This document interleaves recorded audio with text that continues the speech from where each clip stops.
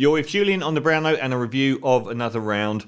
A latecomer to this one, as it was nominated and won what used to be called Best Foreign Language Film at the Oscars, but I think it's called Best International Feature, which threw up an interesting paradigm. Minari was also in the same category, and they said, but Minari is an American film. It is really. So it's ironic that I think a year or two after they dropped the Best Foreign Language category and replaced it with Best International Feature, that Minari ends up in Best International Feature alongside this.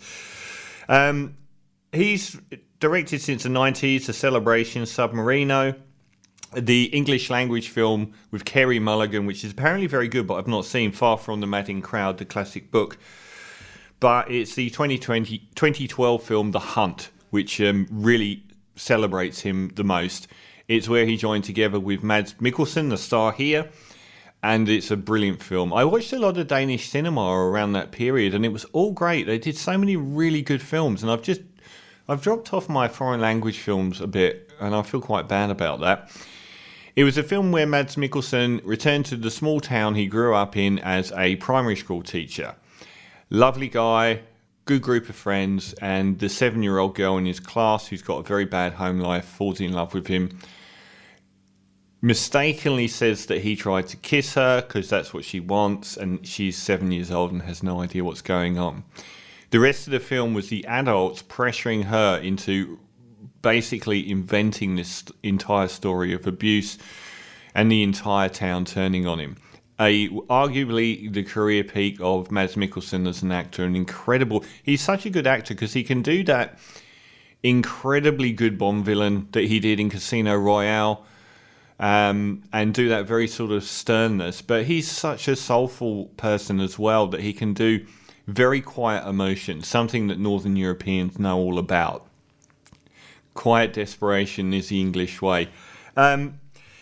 He's got back together with Mads Mikkelsen for Another Round, and the success of that has been the most prominent he's had. The other members of the cast, and it is a four-hander, it isn't a Mads Mikkelsen film per se. He's undoubtedly the lead character. In The Hunt, he was on his own as the lead character and everyone orbited him. Here it's about four friends: Mads as Martin, Thomas Bo Larsen, Lars Ranthe and Magnus Millang. Most of those people will be immediately obvious to a lot of film goers. You'll recognise their faces. You won't know where you've seen them, but you do know who they are. The setup for this is wonderful. They're all teachers, and they all teach borderline college-age kids in this same school. One's a PE teacher, and they've been friends since childhood. The film opens, and it's a painfully brilliant performance by Mads Mikkelsen in the opening 30 minutes of this film as a guy that has withdrawn from life. His wife can't stand him anymore and just talks quickly and loudly whenever she's in the room, just so she doesn't have to spend too much time. He is obviously suffering from very deep depression. He has completely withdrawn into himself. His confidence is zero. He has zero self-confidence, and he knows that everything is gone from his life. It's really quite heartbreaking. The children he teaches, probably like in their late teens, feel the same. And in a really painful moment, which I think leads to how people like Danish people and Dutch people and Swedish people can actually do things like this. The kids hold an intervention with the parents to say how bad a teacher he is, and that's quite painful to watch. And then one of his friends says, like, he won't drink either, but they have a celebratory birthday dinner, and finally he has a glass of a vodka, and then a glass of wine, and then it all comes out, and he starts crying, and it's the first time we see shoots of life touch this man. And one of his friends comes up with this idea. There's a philosopher, or something like a philosopher, that speculates the human body should have 0.05 blood alcohol limit, and we have 0 as standard.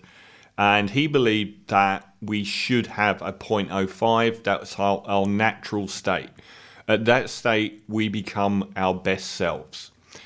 And below that state, we are more miserable and less effective in dealing with each other and less proficient in our endeavours. And that's a drink drive limit.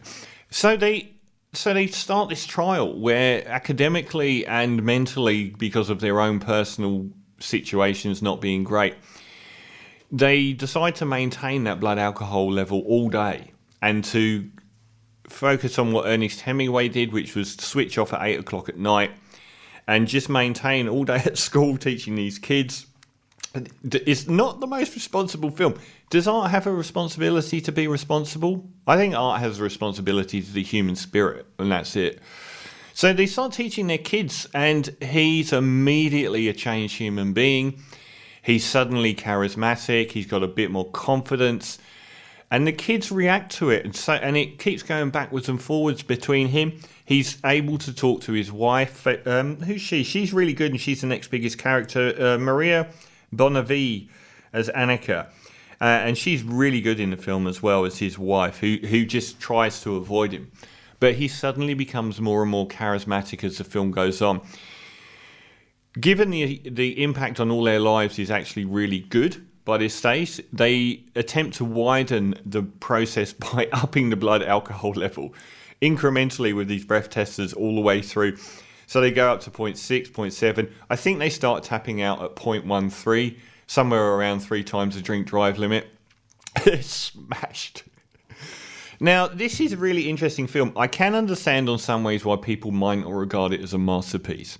If certain areas aren't as developed as they are, but it does a lot of things that you don't normally get. For one thing, it's a really funny film.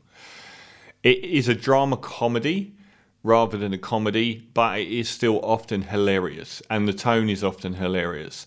But it's also a really good drama as well, because we get really deep dark passages about their personal lives and who they are as people. But the thing that really took off for me here was it's the human spirit. It is so in touch with the human spirit. It is quite rare nowadays to see a film that will focus on men of a certain age go through a midlife crisis. I know midlife crises have been overdone in films, but not quite in the way that this one's done. Mainly they're like, men that are bored. These people are like Mads Mikkelsen character has been erased from the earth. He's got nothing left and he's in agony. He really is in pain. And it's about reconnecting with who you were when you were 20 and when you had confidence and dreams and when you were a dynamic, interesting person that people wanted to listen to. And I really loved the way that it did engage with the human spirit in such an often uplifting way. And it didn't shy away from darkness. It didn't shy away from a suicide. It also didn't rely on the Western world punishment angle in movies, which is where someone that does a bad thing gets punished ultimately for it.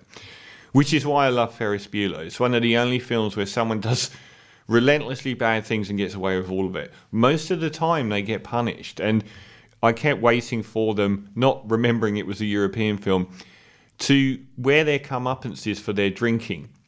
And they really don't. Bad things happen to them, but most of the worst things that happen to them would have happened anyway.